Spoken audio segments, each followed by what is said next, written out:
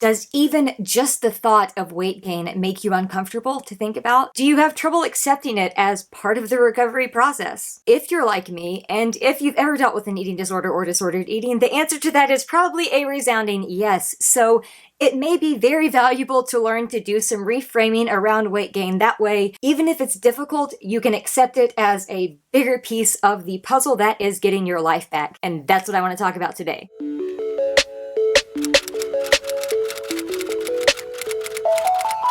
This is a topic that came to mind first 9 or 10 months ago, and I haven't had a chance to record it yet simply because other things kept coming up. But last winter, one day when I was laying in bed running my feeding tube, I was hearing the gears of the pump going, I was seeing the bags hanging up there, and I had this terrifying, paralyzing fear in my heart. And I knew this was something I had to do, but even just looking at it or hearing it or being aware that it was going on left me absolutely terrified and wanting to do anything but run that formula. I made a video earlier this year about recovery boggarts and how I viewed my feeding tube pump and setup as my recovery boggart, meaning the thing that I'm terrified the most. While I still stand by that, what ultimately was the bigger boggart, or what I'm now referring to as my recovery Goliath, goes deeper than that, because that feeding tube pump and everything, what that signifies is fear of and resistance to weight gain. That's the boggart to conquer, that's the Goliath to conquer, and that requires some reframing if you want to get through it with any degree of sanity, and jury's still out on whether I have any of that left or not. If you're in any of the worlds that are related to recovery or mental health or personal development or anything like that,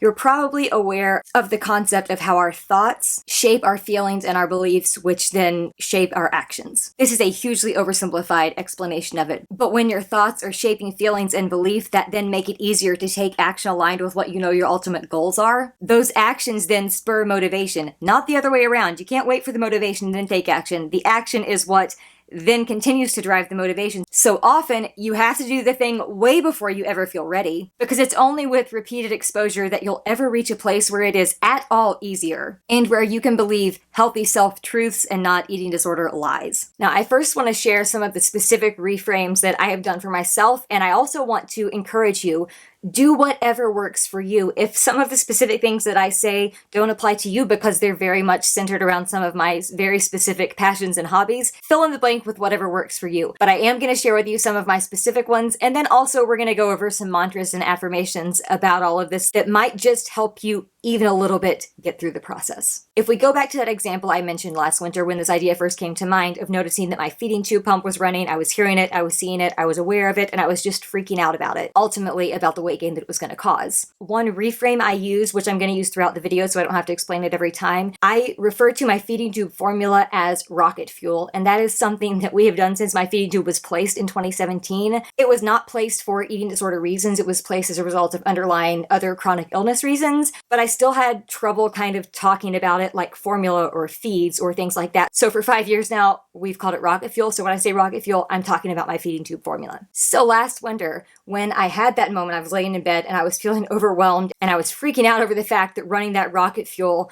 was signifying all of these horrible things to my eating disorder mind. You know, my eating disorder mind was screaming at me, like, you know, this running that rocket fuel equals weight gain. It means you're bad. It means you're weak. It means you've lost control. It means you're just passively gaining weight, and that's the most pathetic thing you could do. It means that you're going to be the worst thing in the world, which is normal, which again, how disordered is that? And the anxiety and fear and terror that just kept spiraling and spiraling and spiraling led to a major full-blown panic attack. That's what the disorder mind did with it. If we're reframing that specific instance again, and we ask ourselves, okay, what does this tube feeding and ultimately the weight gain and weight restoration that will come along with it, what does that actually signify? 1, gives me my personality back. 2, it helps my physical health. Better sleep, less overall pain, increased energy and stamina, stronger bones, hair and nails, all of those things that honestly are crap when you're dealing with disordered eating, especially when you've also got underlying chronic illnesses that go along with it. It means I would be less irritable. I would be less of a jerk to people I'm around, even when I don't want to be a jerk. My eating disorder turns me into a jerk that I try actively not to be, but I can't not be it weight because the eating disorder itself is a jerk. What else does it signify? It signifies being more joyful. It signifies the ability to be more worshipful. It signifies the freedom to laugh with the deepest part of my soul. It gives me the ability to dance around in the kitchen, smiling and enjoying it while I'm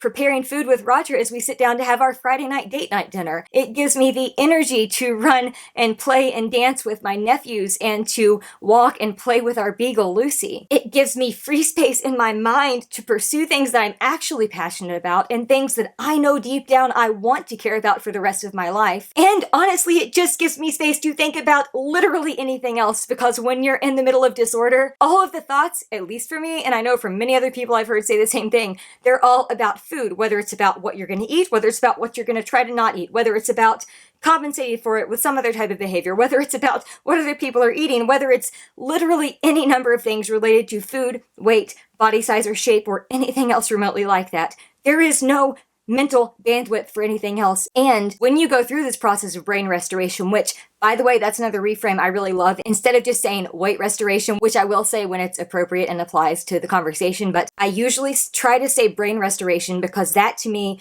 helps me focus on the bigger goal of, okay, this is something that is helping me heal my brain so I can get my life back, so I can actually have mental space to think about anything other than this. Because even when you're going through recovery, sure, you're taking steps to get away from the eating disorder, but you're still having to focus on recovery all the time, at least for a point, to make sure that you don't let the eating disorder back in. So a few of the other things that I use myself. The feeding tube I have is a GJ surgical feeding tube, and when it was originally placed, it was when we were having a solar eclipse in 2017, and I don't know if you're a fan of the show Heroes. It was on for 4 or 5 seasons, I think. Roger and I loved it, at least the first 2 or 3 seasons, and one of the main characters in it, Claire Bennett, was this cheerleader who could not die. The series opens up with her trying to throw herself off a building just to see if she can actually hurt herself, and she can't. She has this superpower where she heals immediately, just about. She cannot be hurt. And at that show, the heroes got their powers as a result of an eclipse. So while I was in the hospital, a solar eclipse was going on, and I had this tube placed, and we then named it Claire Bennett just to signify it's going to give me my power back. I'm going to win. It's going to give me the power to be the superhero I need to take back my life and to heal. As I mentioned earlier, I refer to my feeding tube formula as rocket fuel. It's just a phrase that I decided to use again 5 years ago that makes it easier to talk about, and I'm all about doing whatever it takes to get through whatever you have to do. I also mentioned that I call weight restoration brain restoration. Again, I think that just puts the focus more on where it needs to be because your brain controls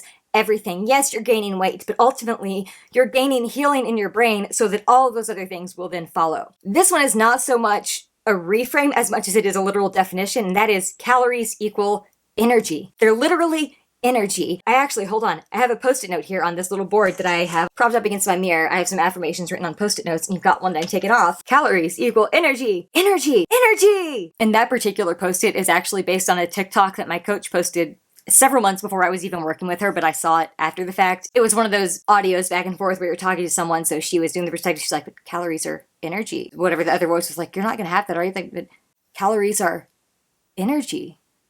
But they're energy. So it was just, and I have laughed. I saved that TikTok over a year ago, and I still watch it regularly, so I put it on the board because that's literally what they are. Calories are units of energy. Therefore, they give you the energy to live your life. So calories equal units of energy. Drawing up on one of my very personal favorite hobbies, Pokemon, if you can't tell. Gotta catch them all. I try to channel my passion for Pokemon into this reframing process just to add some fun into it and maybe some laughter at some point along the way. So I want to separate this into a few different things, using Pokemon as the analogy here. Every time you follow your meal plan, every time you have a meal plan increase, every time you successfully challenge a fear food, every time you add anything in like that that is beneficial to your journey, you're gaining hit points, you're gaining experience points, you're gaining those points that will eventually let you level up. And every pound you end up gaining in this weight restoration process, so really it's every pound that you're restoring, because again, never should have lost it in the first place, you're getting to the next level. You're getting to the next level. You're getting to the next level.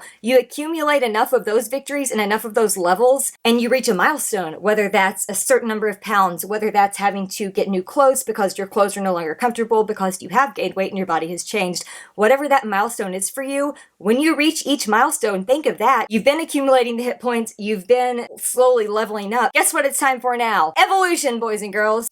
So you can go from Squirtle to being War Turtle. I don't have a War Turtle stuffed animal, so go with me on this. It might be a little silly. I like to think of things in terms of things that I enjoy because it just makes the process easier. So every meal plan increase, every Fear Food challenge, all of that gives you hit points. Every pound you gain has those hit points lead to a leveling up. Every leveling up you get once you reach a certain milestone of level ups, you're going into evolution mode, which means you're getting stronger, you're going to last longer, you're going to have more energy and stamina, and literally all of your stats are going to be increased. Stats meaning strength, stamina, energy, happiness, joy, literally anything else. I feel like I've been a little scattered in this video, so I just want to close with some mantras and affirmations sort of on this topic that might be able to give you something to go with. Even if they don't work for you, they might be able to spur some ideas so you can come up with your own. Number 1, suppressed weight equals suppressed joy, love, and life. Number 2, you can't starve your body without also starving your soul and personality. Number 3, weight restoration is brain restoration. Number 4, weight gain and restoration is actually just restoring weight that I was never meant to lose in the first place. Number 5, each pound gained equals hit points, and each milestone reached equals